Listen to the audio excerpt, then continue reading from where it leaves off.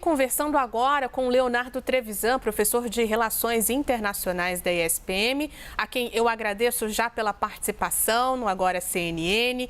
Vamos conversar sobre a certificação da vitória de Donald Trump. Professor, a gente já começa falando sobre essa questão muito bem colocada pela Mariana Jangiacomo. Quando a gente fala de 4 anos atrás, a situação era bem diferente, né? O mundo e os países democráticos ficaram assustados com o que aconteceu ali no Capitólio, naquela invasão que repercutiu muito, que também repercutiu em outros países, né, em outras democracias. Olhando para trás, o que aconteceu de lá para cá e o que esperar dessa nova certificação agora de Donald Trump de volta à Casa Branca? Muito bem-vindo. Juliana, boa tarde, não é? Boa tarde a todos que nos escutam. Na verdade, quando a gente olha para essa realidade, não é?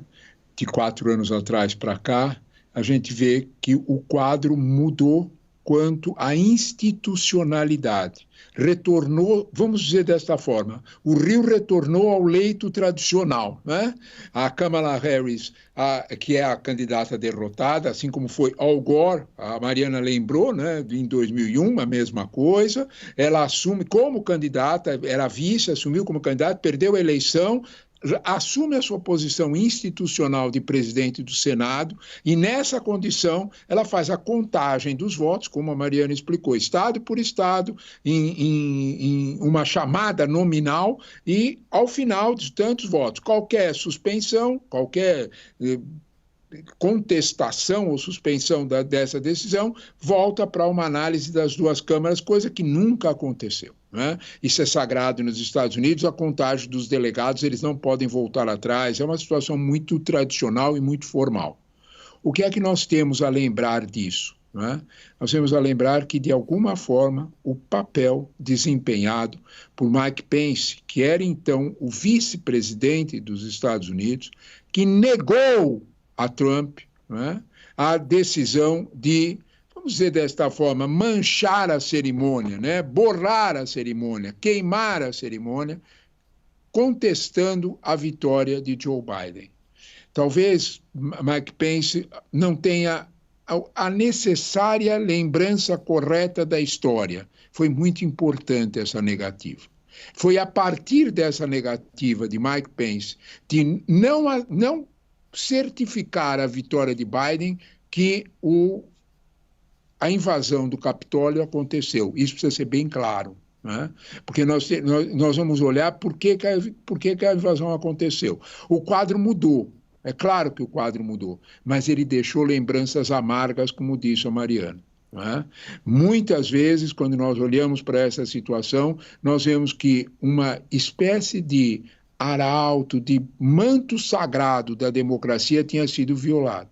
Se você perguntar para qualquer analista político, antes do 6 de janeiro de 2021, que se ele imaginava que isso acontecesse, ele ia dar uma risadinha. Né? Esquece. Né? Aconteceu. Aconteceu e deixou marcas, sem dúvida nenhuma, Juliana. Agora, professor, aconteceu, deixou marcas e retorna à Casa Branca o presidente que questionou e instigou a invasão do Capitólio, questionou o processo eleitoral. Qual é a expectativa, pelo menos dos primeiros dias, se a gente pode colocar assim, do retorno de Donald Trump à Casa Branca? Olha, esse ponto é uma... As bolas de cristal estão dispensadas, né? Não precisamos delas, né? Nós sabemos que haverá turbulência, né? Como num piloto de avião, ele vai avisar, olha, teremos turbulências. Aliás, é o próprio piloto que avisa, eu vou provocá-las, né? Eu vou escolher o tempo mais difícil, né? Nós temos, tanto no cenário interno americano como no cenário externo, as nomeações feitas por Trump sinalizam que ele vai, de alguma forma, manter exatamente esse cenário de forte pressão, para usar essa expressão, para usar esse jeito educado de dizer. Né? Ele vai procurar, o máximo que for possível, tensionar esses primeiros dias, porque ele estará prestando contas ao seu eleitorado. Isso é indiscutível. O seu eleitorado exatamente esperava uma situação como essa. né? Essa situação começa nos atos de deportação, essa situação que ele provavelmente iniciará por isso, essa situação vai começar em atos que vão exigir medidas econômicas muito tensas, tais como as tarifas. Todas elas vão sair do papel e se transformar em fatos consumados, Juliana. Vamos com calma. Uma coisa é o cenário político, é o uso político desses fatos. Para você operacionalizar essas deportações, será preciso, nós estamos falando de 11 milhões de pessoas, Juliana. Será preciso retomar ambientes cujo nome já é terrível. Concentrar essas pessoas em alguns lugares. Já imaginou do que nós estamos falando? Então, quando nós estamos falando sobre isso, né, haverá uma certa cautela nesse processo. Da mesma forma, quanto ao lado econômico, a imposição de tarifas, como disse o futuro secretário do Tesouro americano, Scott Bessent, né, a arma das tarifas estará na mesa, mas, presta bem atenção nisso, ainda descarregadas. Scott Bessent é um economista muito experiente, né? Foi gestor de vários órgãos do mercado financeiro importantes. Ele sabe muito bem que tarifas e inflação são coisas correlatas. E ele não vai brincar com inflação, porque junto com a inflação tem subida de taxa de juros. E ele sabe o quanto que isso representará para os Estados Unidos. Portanto, Trump fará, vamos dizer desta forma, turbulências anunciadas, fará. Essas turbulências serão todas elas transformadas em decisões? Vamos devagar, que talvez não é bem esse o andor mesmo.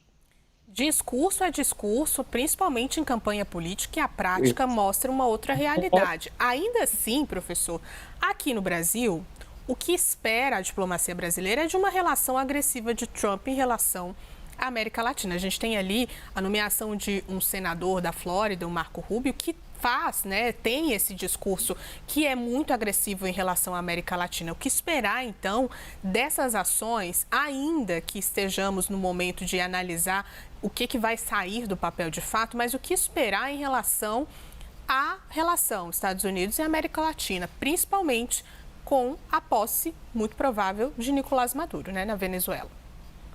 Esse ponto são situações que cada uma delas exigirá, sabe, Juliana, a sua própria atenção. Com o Brasil, que é inicial, que é o que mais nos interessa, Trump já nos nomeou, né? Já disse que ele vai endurecer se o Brasil não facilitar a vida dos americanos por aqui. É isso que ele disse, né?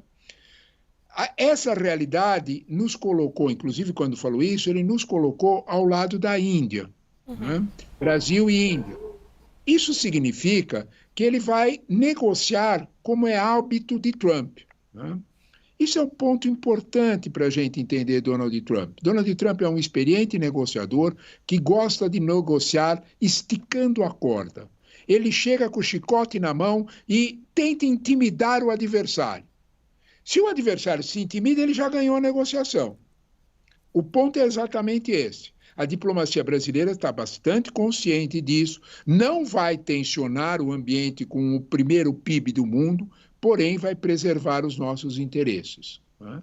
Esse fato vai acompanhar, por exemplo, e é bom ele ter nominado junto com a Índia, porque tanto Índia como Brasil são pontos importantes na diplomacia americana e Trump sabe disso. Então, de alguma forma, imaginar que Trump vai esticar toda a corda e impor tarifas de 10%, 20%, 25%, calma. Vamos ver exatamente qual será esse processo. Com Venezuela é diferente. Com Venezuela e outros personagens, tais como Nicarágua e a própria Cuba, nunca nos esqueçamos que Marco Rubio é filho de anticastristas notório, né? O quadro é diferente. A pressão será muito maior. No caso da Venezuela, eu também lembro, né, que Trump tem compromissos com as petrolíferas americanas. Atenção! Quando a gente fala de Venezuela, a gente precisa lembrar que assim que as sanções econômicas diminuíram, a Repsol e a Chevron, que são duas grandes petrolíferas americanas, abriram negócio com a Venezuela. Juliana, Quando a gente fala de Venezuela, nós estamos falando da maior reserva de petróleo do mundo. Ela é maior que a da Arábia Saudita. Portanto, todo cuidado será pouco também com a Venezuela, porque as petrolíferas americanas baterão na porta de Trump e dirão: nós te apoiamos, meu caro. Não brinca com o nosso dinheiro, não, porque nós já colocamos dinheiro na Venezuela. Vamos devagar com esse andor. De novo, talvez a gente precise pensar duas vezes para entender esse quadro. É isso, quadro complexo, e a gente vai observar. Conversamos com Leonardo Trevisan, professor de Relações Internacionais da ESPM. Professor, muito obrigada, viu, sempre pelos esclarecimentos por aqui. Eu é que agradeço o convite amável de vocês mais uma vez. Boa tarde, boa noite já. Boa noite a todos. Boa noite, tchau, tchau.